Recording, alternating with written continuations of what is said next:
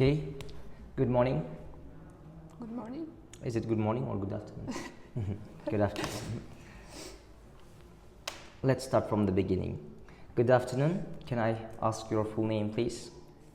My first name is Sabrina. My second name is Mingyasharova. You can call me just Sabrina with my first name. Okay, Sabrina. What do you do? Do you work or are you a student? Yeah, frankly speaking, I'm a student. I'm in my second year in the college. So in my spare time, I'm busy with my studies such as law and English because I have been learning English for get higher score in IELTS. What do you like about law? I don't know. I think it's my childhood dream, and I want to be a lawyer because of my childhood dream, I think. We're going to talk about dreams. Are you a kind of dreamer or ambitious person? Let me think. I consider myself, I always do just dreams and not ambitious because I think I'm a kind of person who is very lazy. And also, I just dreamer, I want to get higher score. I don't do hard working, and also I want to be a lawyer. I don't want What to was teach. your dream when you were a child? Yeah, I have a lot of types of dreams, but my first big dream is to go America because America is dream country, and also I have been learning English for this. Okay, let's talk about cars. Do you like traveling by car or public transport? I think nowadays I'm a student, so I have a lot of things to and I think it's cost very expensive to taxi, so I prefer to go somewhere with public transport because nowadays, we are living in digital era, so it has a lot of preference to just go somewhere with public transport. If you are traveling by car, would you travel in the front or in the back of the car? I think it depends on person. She, or it's my mother or my dad. I prefer be in the front, but it's a stranger for me. I just prefer the back of the car. What is the first place you have ever traveled by car?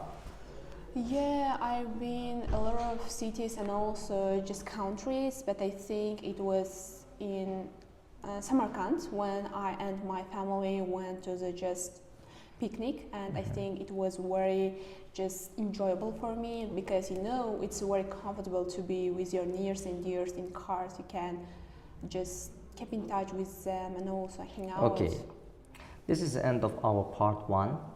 Okay. This gives us a chance to move to part 2. In part 2, I will give you a topic card for which you will have to talk from 1 to 2 minutes. Your topic card is to describe a traditional product from your area. Okay. Here are some questions, and here's a piece of paper and a pen to take notes. Thank you. Now your time has finished. You can start describing a traditional product in your area. So, I want to speak the beginning. I'm from Uzbekistan. We have just a huge impact of we have very beautiful and also impactions just history. So, and we have a lot of just traditional things but I want to share with you carpet, our traditional carpet.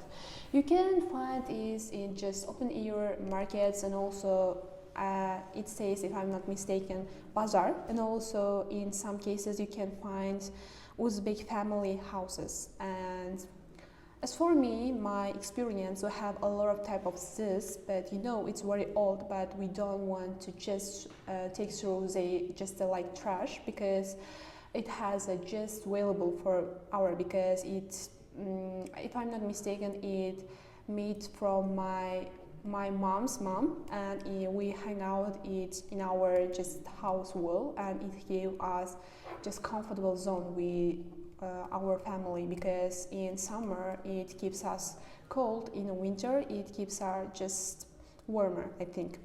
And also when it comes to it made, if I'm not mistaken, cotton and also some animals fur. And just let me think.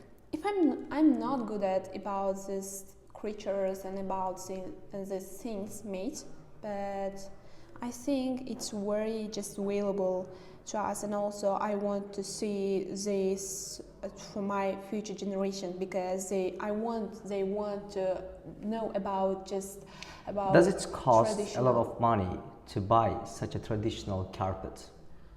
Mm, uh, I'm not sure about this because I never buy this kind of things, but I think yes, it's cost expensive because it's handmade. This is the end of part 2. In part 3, I will be asking you the questions related to the topic of traditions, cultures, or festivals. Yeah. Why is it important to explore a different culture?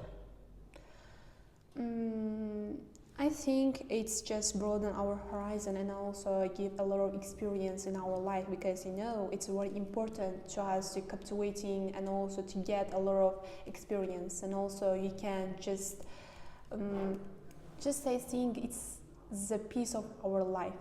Just Why are some people in that case unwilling to live abroad or for new changes? I think it depends. It depends of people and characteristics and also their personality. So for me, I think they don't want to be under their just spaces. Every people have their own spaces, and sometimes they don't want to risk their life because they sometimes homesick, and also just they don't be aligned culture and also aligned space. Do you think that countries differentiate in terms of their cultures today compared to the past? What means different? What? Are countries, their traditions, festivals, the cultures more different compared to the past? I think yes, because we are living in digital era, so the social media transforming every aspects of our life, just humanity, and also I think the most cases in the most of part of our traditions and also our things disappeared, but it's not probably, and also I think it's transformation our just traditions and also just like this. So things. cultures are becoming different or similar? I think they it are will, becoming similar. No, it From will your be point of different because we're living in digital era, and the social media, just the internet, transformation every aspects of our life, because of in the past we have just a huge impact on our roots, but nowadays it's not. And So people are becoming similar in terms of the way they celebrate, the way they speak, right? Everybody is speaking English, everybody is celebrating the same festivals or holidays. Right. So people are becoming similar Yeah. In terms of their culture. What traditional games do you remember from your childhood that should be kept in the future? Let me think. It's interesting enough, and I think, when I was young, we have a lot of traditions like Nowruz, and also, if I'm not mistaken, I forget this name. Okay, just leave it. When it comes to the traditions, why are the traditions disappearing? As you said, because of the digital age, because of the technology. Yeah. Are there any more factors apart from technological advancement for the disappearance of such festivals, traditions, or customs? Yeah, I think it has another justifications about this. First of all, I think because of we just tend to be similar the European cultures and European peoples, and also it just leads us to forget about our history, about our ancestors and their way of life. And secondly, we always want to share experience to be just living abroad and studying abroad. And okay, thank you, Sabrina Mingyasharova. This is the end of our speaking exam at Dream Zone. Now I will be giving you feedback. Would you like me to give feedback in English or in your native language, Uzbek? It doesn't matter. It doesn't matter. Okay, in that case, let me keep it in English. Okay. Sabrina, in part 1, I asked you 2 questions. Of course, I started by asking what you do, and you said that you're studying law and you're using present perfect continuous, and that was proper usage of the tense. And in terms of the topics, I asked about cars, and the second topic was, can you remember? No. You can't remember? You have just answered that question. Okay, for the topic of cars, it was a dream, if you remember. No? Yeah. What was your dream? What was your dream in your childhood? Unfortunately, very few specific topic-related words I hear for these topics from your side. When I asked you which one do you prefer, you chose the cars, right? And you should have.